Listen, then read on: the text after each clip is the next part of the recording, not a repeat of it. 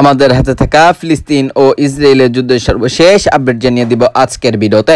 Israeli বর্বর হামলায় আরও 43 ফিলিস্তিন নিহত, বিস্তারিত থাকছে প্রতিবেদনায়। ফিলিস্তিন অবরুদ্ধ গাজা ভূমন্ডলে ইসরায়েলের বর্বর হামলায় আরও 43 ফিলিস্তিন নিহত হয়েছেন। এতে করে উপরোক্ত নিহতের মোট সংখ্যা প্রায় 43,800 জন পৌঁছেছে। এছাড়া গত বছরের অক্টোবর থেকে চলা এই হামলায় আহত হয়েছেন আরও লক্ষাধিক ফিলিস্তিন। রোববার 17 নভেম্বর এই তথ্য জানিয়েছেন সংবাদ আল জাজিরা। সংবাদটি বলেছেন, ইসরায়েলের সামরিক বাহিনী গাজায় হামলা চালিয়ে যাচ্ছে। শনিবার অবরুদ্ধ এই ভূখণ্ড জুড়ে চালানো হামলায় কমপক্ষে আরও 43 ফিলিস্তিন নিহত হয়েছেন।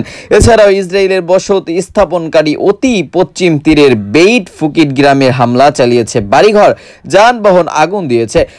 পৃথিবীর প্রতিবেদনায় বার্তাক আন্দোলন জানিয়েছে, শনিবার উত্তর ও দক্ষিণ গাজার ইসরায়েলের বিমান হামলায় অন্তত 34 ফিলিস্তিন নিহত হয়েছে, আরও বেশ কয়েকজন আহত হয়েছেন।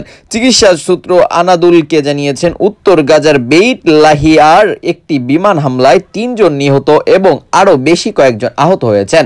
জরুরি চিকিৎসার জন্য আহতদের আল আইলি বিপক্ষে এবং কামলা আদওয়ান হসপিটাল সহ নিকটবর্তী হসপিটাল নিয়ে যাওয়া হয়েছে। প্রত্যেকটি বেইট লাহিয়া এবং জাবালিয়ার ইসরায়েলের বাহিনী তীব্র আর্টিলারি কথা জানিয়েছেন এবং হামলায় পশ্চিম জাবালিয়া কয়েকজন বাড়ি ধ্বংস হয়ে গেছে।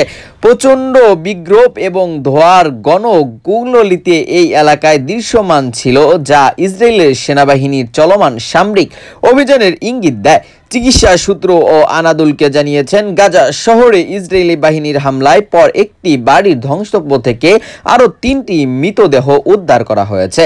এদিকে সর্বশেষ এই হামলার পর গত বছরের অক্টোবর থেকে এ পর্যন্ত গাজায় মোট মৃত্যুর সংখ্যা বেড়ে 43,799